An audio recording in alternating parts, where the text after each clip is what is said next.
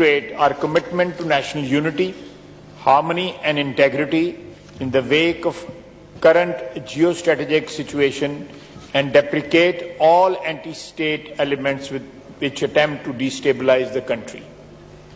And that resolution of all political issues must always stay within the realm of parliamentary and democratic norms, and resorting to violence against state institutions, public and private property is totally unacceptable. जनाब वाला ये मैंने पढ़ दिया है, obviously house की इसके ऊपर कंसेंसस आ जाएगी और ये रेजोल्यूशन जो है, जो सॉलिडेरिटी जो है शो करने की के लिए पार्लियामेंट की और कंडेमनेशन जो है उसकी ये एक किस्म का इजहार है। जनाब वाला मैं एक और मसले पे मैं इस रेजोल्यूशन के ऊपर बात जो है 2-4 मिनट के बाद स्टार्ट करता हूँ। ये मैं जरा इसको हाउस पे के सामने पुट कर लूं। जी please. Now I put the resolution as moved to the House. The question is that the resolution as moved be adopted. All those in favor of the resolution may say aye. All those against it may say no. I think the ayes have it and consequently the resolution is adopted. जी ख्वाजा मोहम्मद आसिफ साहब। जी एक second जी, मैं ये चतराली साहब का भी ले लूं। जी नहीं, इनका तो पहले मोशन मूव करें आप रूल सस्पेंड करने के लिए। अब्बासी साहब, चतराली साहब का रेजोल्यूशन है, इसके लिए मोशन आप पेश करें रूल सस्पेंड करने के लिए। I wish to move under Rule 288 of the Rules of Procedure and Conduct of the Business in the National Assembly 2007 that the requirements of Rules 51, 55, 57 and 158 of the said rules in respect of ballot of private members, resolutions, orders of the day and notice of resolution for today may be suspended in order to take up resolution. Now I put the motion as moved to the House. The question is that the motion as moved be adopted. All those in favor of the motion may say aye. All those against it may say no. I think the ayes have it and consequently the motion is adopted. जी मौलाना अब्दुल अकबर चित्राली साहब। शुक्रिया जनाब speaker. बिस्मिल्लाहिर्रहमानिर्रहीम। कौमी assembly का ये ऐवान जमात इस्लामी के अमीर और साबिक सेनेटर सिराजुल हक साहब पर जोब बलूचिस्तान में इस्तकबालिया जुलूस में खुदकुश हमले की शदीद मजम्मत करता है और रब करीम का शुक्र अदा करते हुए सिराजुल हक साहब और जख्मी कारकुनान के साथ दिली हमदर्दी का इजहार करता है। यह ऐवान बलूचिस्तान के अवाम के हुकूक के लिए तमाम जमातों की तरफ से मुसलसल आवाज़ बुलंद करने को कदर की निगाह से देखता है। यह ऐवान विफाकी हुकूमत से मुतालबा करता है कि खुदकुश हमला आवर और इससे जुड़े सारे किरदारों को किरदार तक पहुँचाया जाए। यह ऐवान विफाकी हुकूमत से मुतालबा करता है कि अवाम के जान व माल के तहफ़्फ़ुज़ और बलूचिस्तान के अवाम के रोशन मुस्तक़बिल के लिए तमाम वसाइल बरूए कार लाए जाएँ। शुक्रिया। Thank you. Now I put the resolution as moved to the House. The question is that the resolution as moved be adopted. All those in favor of the resolution may say aye. All those against it may say no. I think the ayes have it and consequently the resolution is adopted. जनाब Khwaja Mohammad Asif assembly राजा परवेज अशरफ की जेर सदारत कौमी इजलास जारी है। 9 मई के वाकयात के खिलाफ कौमी असम्बली में करारदाद पेश की गई थी जिसे मुत्तफिका तौर पर मंजूर कर लिया गया है। और पेशावर में रेडियो पाकिस्तान में आग लगाने वाला मरकजी मुलजिम को अदालत में पेश कर दिया गया। जुडिशल मजिस्ट्रेट पेशावर की अदालत ने मुलजिम को 2 रोजा जिस्मानी रिमांड पर पुलिस के हवाले कर दिया है। अहम खबर आपको दे रहे हैं, मुलजिम को गिरफ्तार किया गया है और 2 रोजा जिस्मानी रिमांड पर पुलिस के हवाले भी कर दिया गया है। पेशावर में रेडियो पाकिस्तान में आग लगाने वाला मरकजी मुलजिम अदालत में पेश किया गया है। जुडिशल मजिस्ट्रेट पेशावर की अदालत ने मुलजिम को 2 रोजा जिस्मानी रिमांड पर पुलिस के हवाले कर दिया है।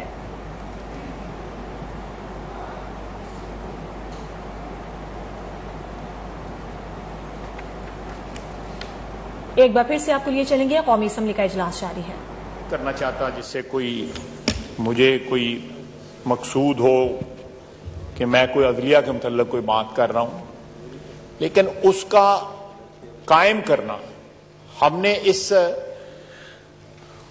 इरादे के साथ उस कमीशन को कायम किया है ताकि दूध का दूध पानी का पानी हो जाए। ये कंट्रोवर्सी जो चल रही है उसका जो एक कंक्लूजन हो जाए कि ये लोग जो किरदार आपको ऑडियो लीक्स में नजर आते हैं इनका कहां तक, एक तो ये बात है कि उनका जो किरदार जो है एस्टैब्लिश हो कि ये वही लोग हैं, और दूसरा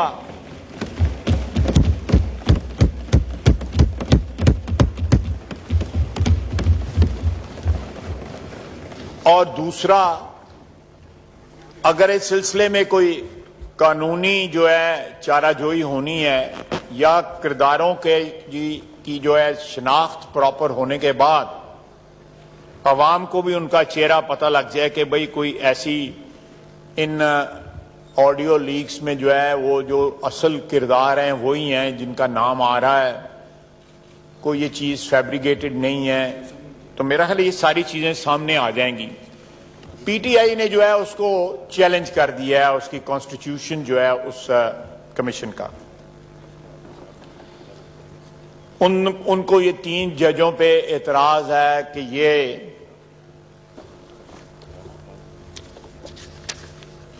ये जो है ये सुप्रीम कोर्ट के चीफ जस्टिस का ये काम है और किसी का काम नहीं है। हमने एक नेक काम की इब्तिदा की है। हमने उस कमीशन में 3 जज जो हैं जज ही रखे हैं, कोई यहां पे पार्लियामेंट का कोई रुकन जो है उसका मेंबर नहीं है, या उसमें कोई ऐसा शख्स नहीं रखा जिसके मुतालिक ये कहा जा सके कि भाई ये अदलिया का को जो किरदार जो है या अदलिया का जो तकद्दस जो है, अदलिया का जो वकार जो है उससे मुनाफी है। 2 चीफ जस्टिस हैं, एक इस्लामाबाद और एक बलूचिस्तान, और तीसरा उनका जो हेड होंगे उस कमीशन के वो जस्टिस फायज ईसा हैं।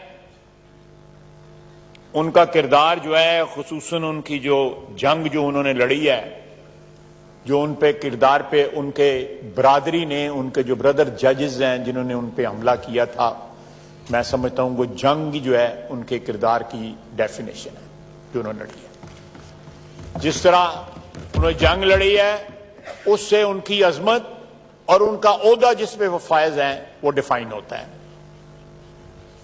पीटीआई को तसल्ली तब होती कि ये 3 जजों की जगह जो मौजूदा जो हमने रखे हैं उनकी जगह जस्टिस मुनीब होते, इज्जत माब, जस्टिस एजाज आला आसन होते, इज्जत माब, और जस्टिस मुजाहिर नकवी होते, इज्जत माब, तो फिर उनको तसल्ली होती, फिर कभी दरखास्त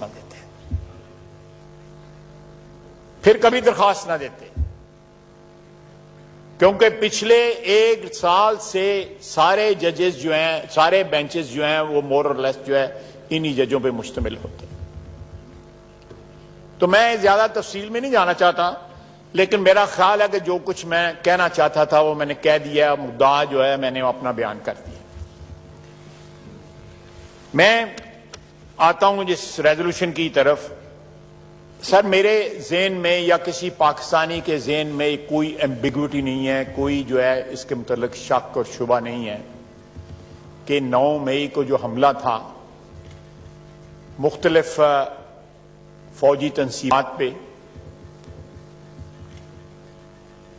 उनकी रिहाइशगाहों पे, एयर बेसिस पे, GHQ पे बहुत सी सियासी तंसीबात तो नहीं मैं कहूंगा, लेकिन सियासी जो चीजें जो है जिनका आइडेंटिटी जो है वो सियासी है वो सारे शहरों में मौजूद हैं, उन पे उन्होंने हमला नहीं किया। और भी हमारे सरकारी दफातर भी उन पे हमला नहीं किया, उन्होंने सिर्फ और सिर्फ जो है फौजी तंसीबात पे हमला किया। सर, ये हमला उनका फौजी तंसीबात पे नहीं था, ये हमला पाकिस्तान पे था। उन्होंने वो किरदार अदा किया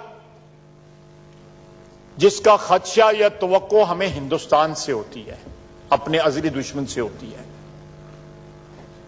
पाकिस्तानियों से कभी ये उम्मीद नहीं की जा सकती थी।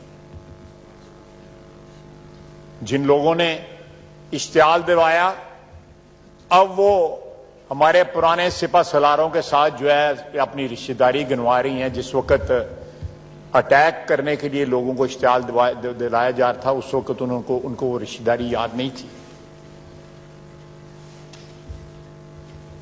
हम लोग सियासतदान हैं जनाब, सियासी बरादरी हैं। फौज का अदारा ISP आज मौजूद है जो उनकी पोजीशन के मुतल्लिक जो है दिफा भी कर सकता है और एक्सप्लेन भी कर सकता है।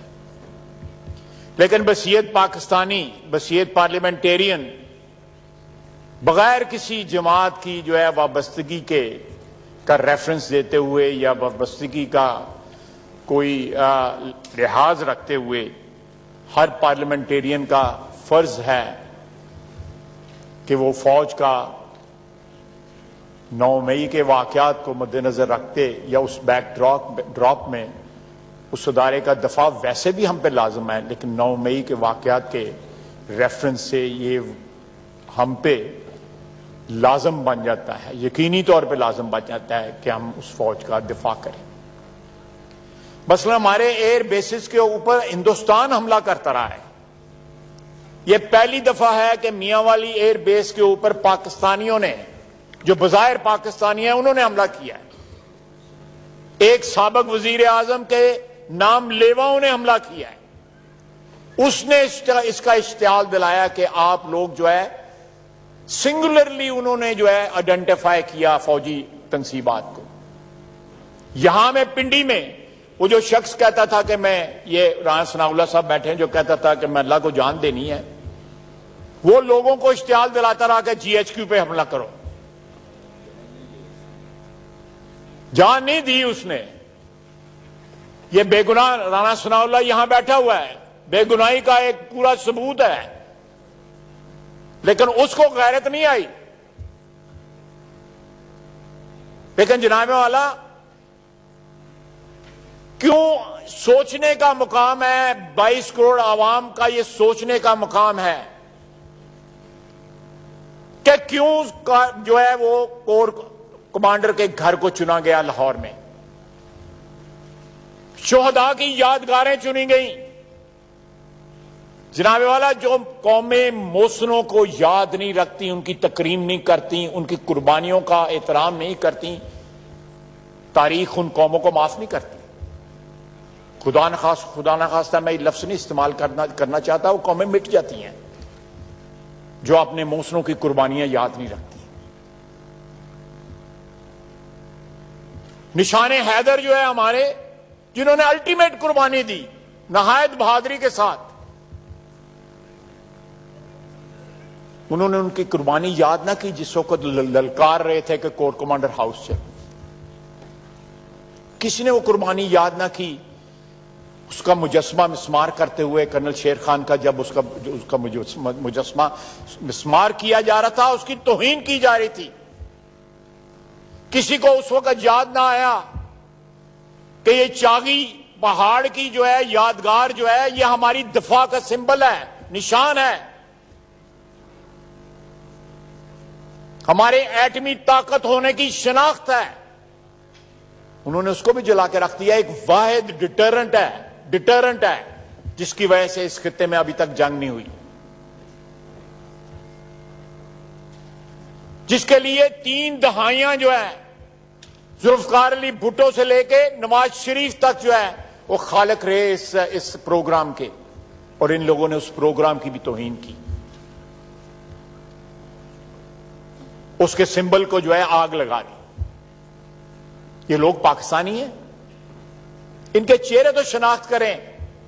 ये कौन लोग हैं, ये कहां से आए, किसने उनको इश्तियाल दिलाया।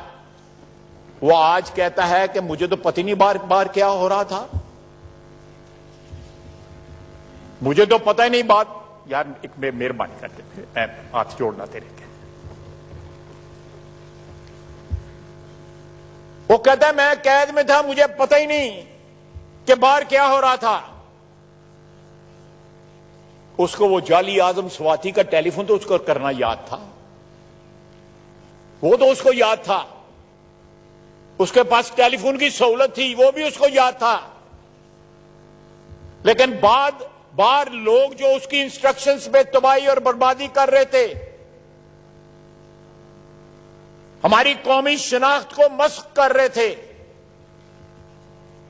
वो उसको याद नहीं, उसके तो कान बंद हो गए।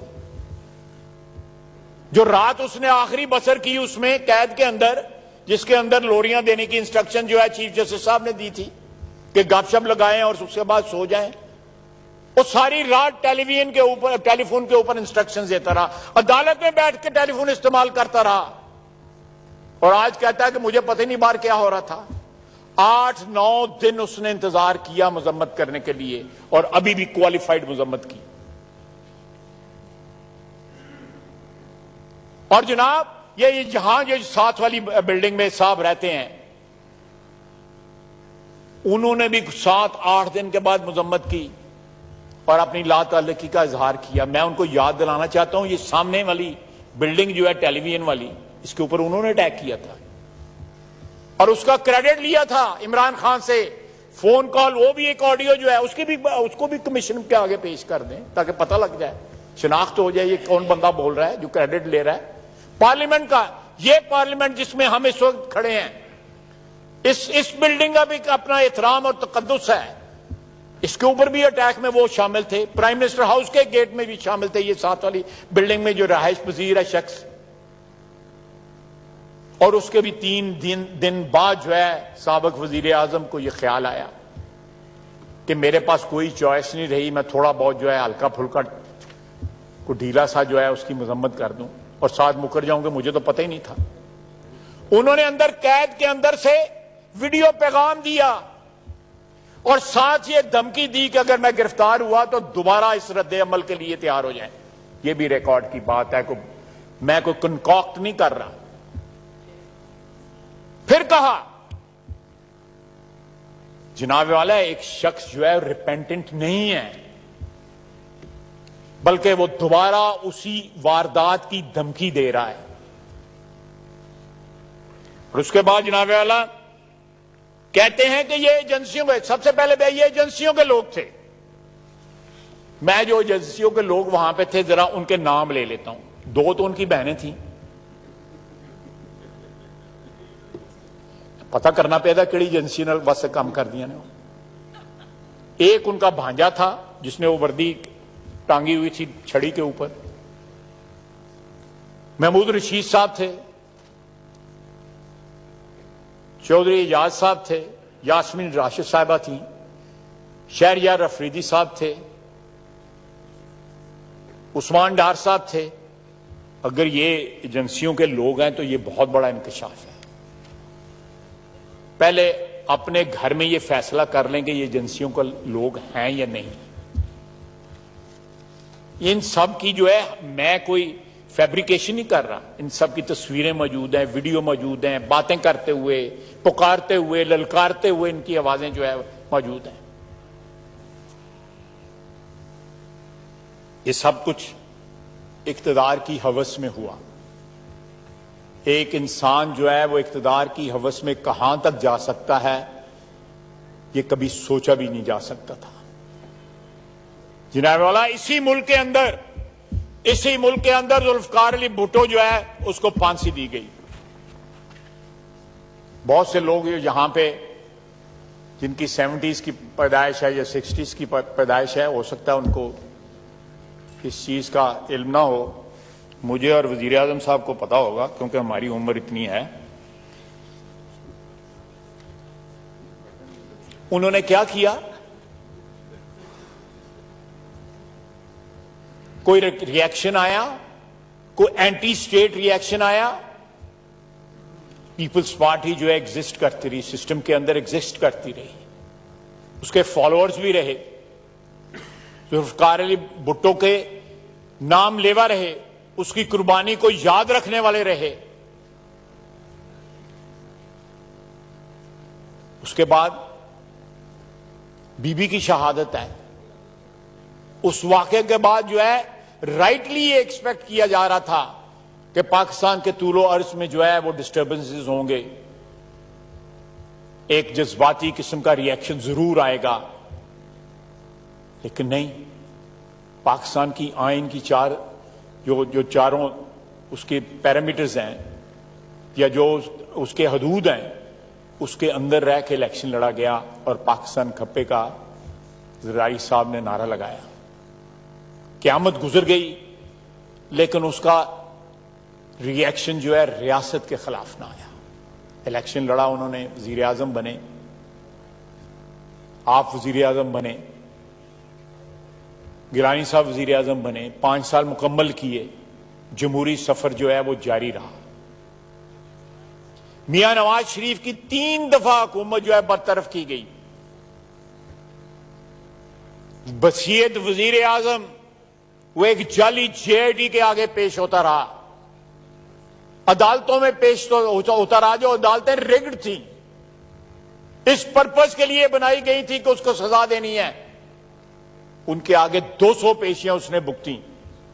उसने गिरफ्तारी से इनकार ना किया, उसने वारंट्स की तामील से इनकार ना किया, उसने हमारी अदालती निजाम के आगे, हमारे जो सो कॉल्ड उस वक्त इंसाफ का जो सिस्टम था, उसके आगे सर झुकाया कि ये स्टेट इंस्टीट्यूशन है, ये हमेशा हमेशा के लिए जो है दागदार हो जाएंगी, इनकी इज्जत जो है, एहतराम जो है तार तार हो जाएगा। मैं आपको पाकिस्तान की तारीख का हवाला दे रहा हूं इसलिए कि ताकि जो 9 मई के वाकयात हैं आप उनके साथ उसका मुआवजा कर सकें, पाकिस्तान के शहरी उसका मुआवजा कर सकें।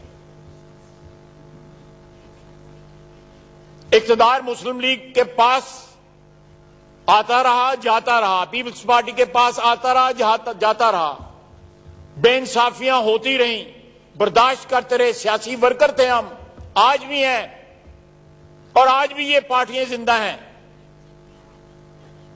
हम गिरफ्तार हुए, असी तो नहीं गड्डी तो थले लाकर दौड़ ला ली, अपने आप में खाम खा साथ चढ़ा ले।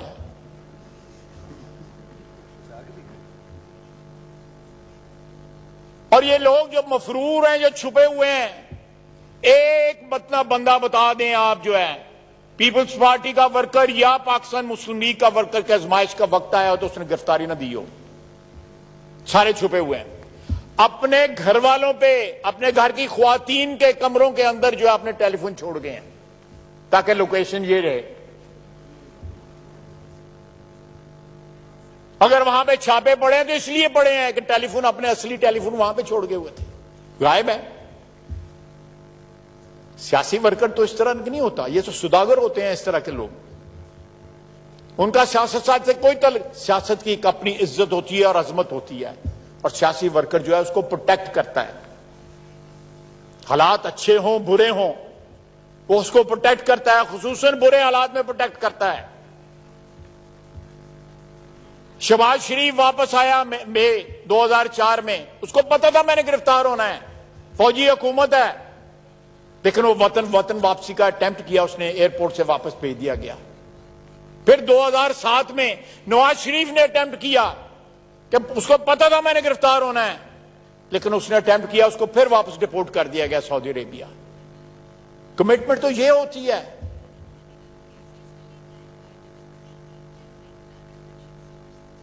जनाबे वाला एक कमिटमेंट ये नहीं होती कि दौड़ लगा जाओ और सारा घेरा डलवा लो, इस जमान पाक में कोई शख्स नहीं पर नहीं मार सकता, और बलवे करवाने। वहां पे एक डीआईजी है, अल्लाह उसको सेहत दे, उसकी आंख जाया हो रही है, सियालकोट का है, चुविंडे का, उसकी आंख जाया हो रही है। इन्होंने क्या क्या सलूक नहीं किया हमारी लॉ एनफोर्समेंट जो हमारी एजेंसीज हैं उनके साथ। इज्जत वाले वकार वाले लोग जो है सरेंडर करते हैं कानून के आगे, गिरफ्तारी से डरते नहीं हैं, लेकिन उसके लिए इज्जत और वकार जो है ये 2 इंग्रेडिएंट होने बहुत जरूरी हैं जो नहीं है इनमें। जनाब स्पीकर,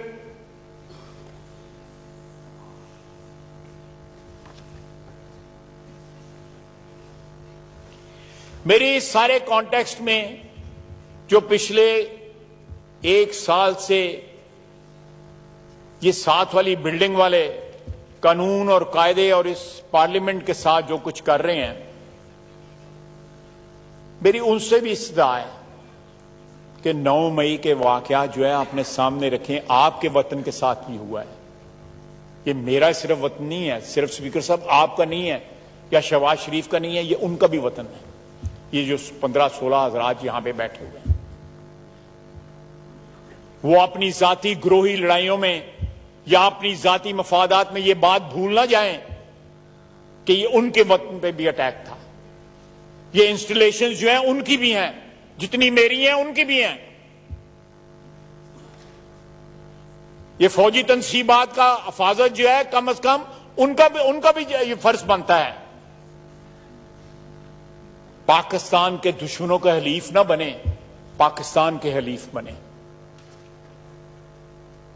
मेरी उनसे इस्तदा है कि जिस शख्स की वो हमायत कर रहे हैं,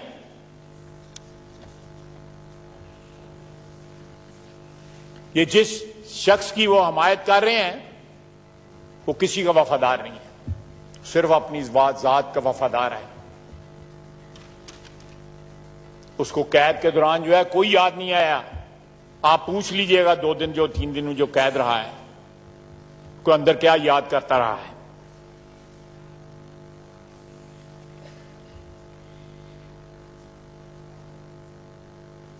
और अब जब सारे हरबे नाकाम हो गए हैं तो एब्सोल्युटली नॉट बैरूनी साजिश, वो साइफर उससे जो है अब आउटर्न लिया है।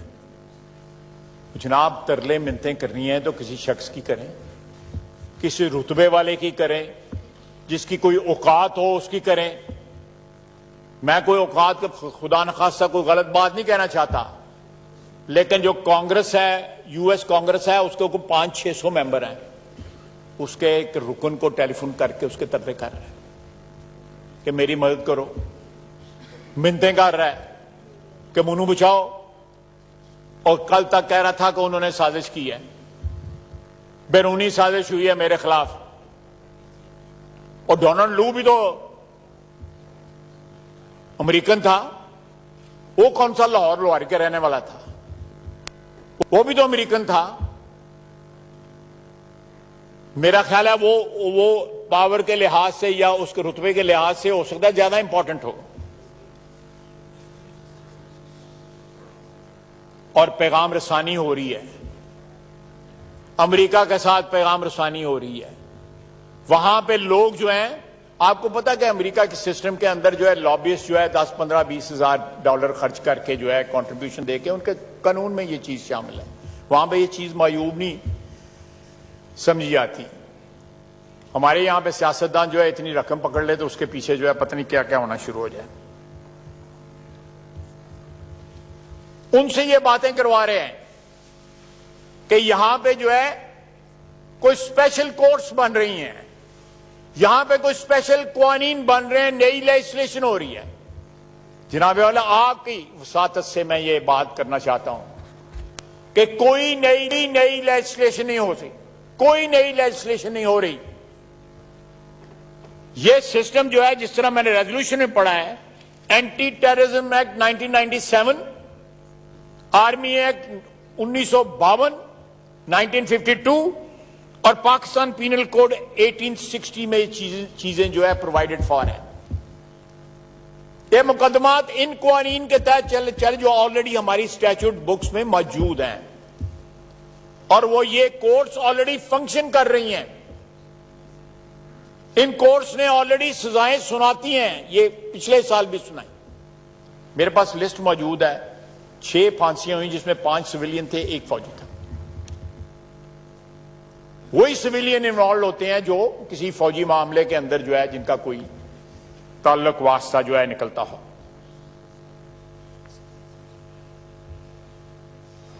वजीर दफा ख्वाजा आसिफ कौमी असेंबली में इज़हार ख्याल कर रहे हैं। न्यूज बुलेटिन से फिलहाल इतना ही। एक